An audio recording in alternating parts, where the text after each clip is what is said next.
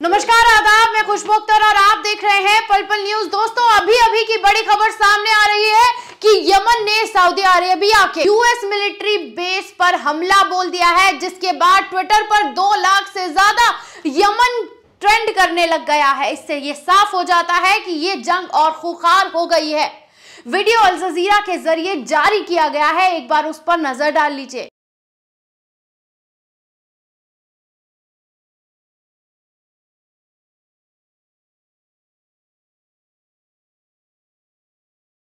तो दोस्तों, आपने देखा ये वीडियो। इस वीडियो से तो ये जाहिर हो गया कि बड़े बड़े नाम वाले मुस्लिम देश बस कहते देखते और बयान देते रह गए, लेकिन यमन ने जो कर दिखाया वो करने की जुर्रत कोई नहीं कर पाया। इतनी हिम्मत कोई कर ही नहीं पाया कि वो गद्दारों के सामने ललकारते हुए खड़े हो जाएं।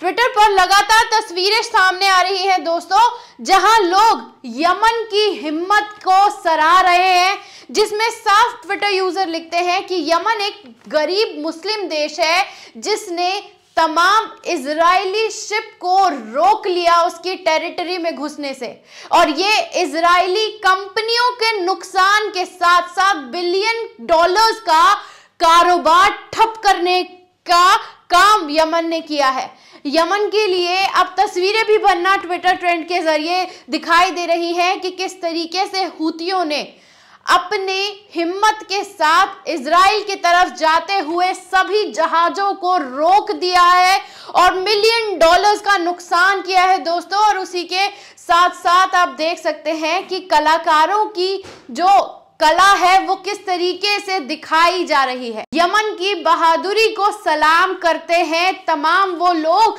जो इस हिम्मत के लिए खड़े नहीं हो पाए। 57 मुस्लिम देश सब देखते रह गए, लेकिन यमन ने जो कर दिखाया वो कोई सोच भी नहीं पाया था। इसी के साथ एक वीडियो और सामने आया है जिसमें धुआं उठते जहाजों की तस्वीरें सामने आई हैं। एक बार इस वीडियो पर नजर डाल लीजिए।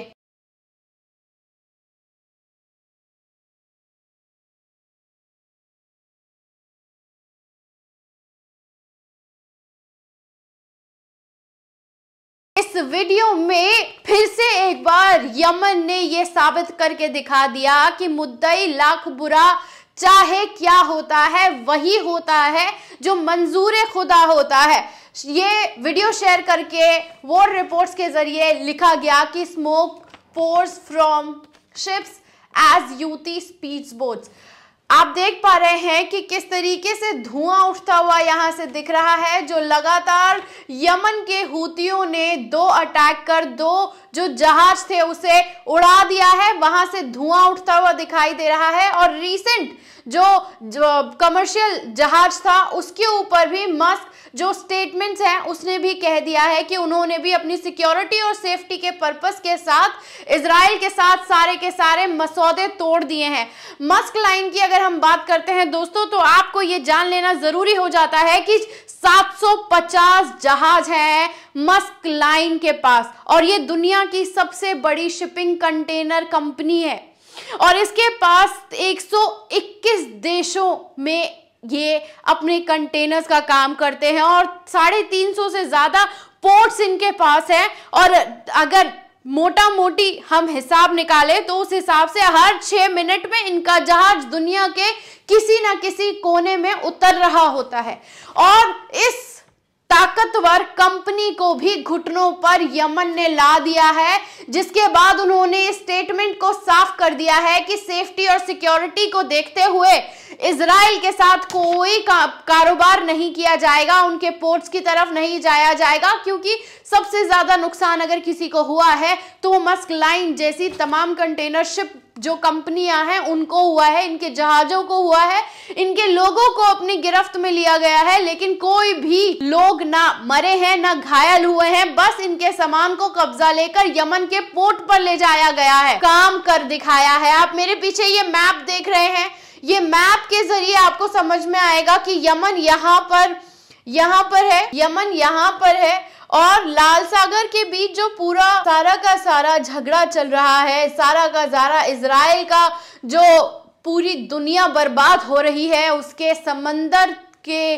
तटों पर चल रहे अरबों के कारोबार को आप यहाँ पर समझ सकते हैं कि ये पूरा लाल सागर है और इस लाल सागर को पूरा इजराइल की तरफ से जाते हैं। यमन यहाँ पर है और इजराइल यहाँ पर आता है। तो पूरा ये अगर किसी को भी यहाँ जाना है तो जॉर्डन होते हुए ये रास्ता सीधा का सीधा इजराइल की तरफ उसके पोर्ट्स की तरफ जाता है। लेकिन यमन ने लाल सागर के पूरे पानी वाले जगह पर कब्जा कर लिया है। किसी भी पोर्ट को इजराइल के किसी भी एंगल से जाने नहीं दिया जा रहा है।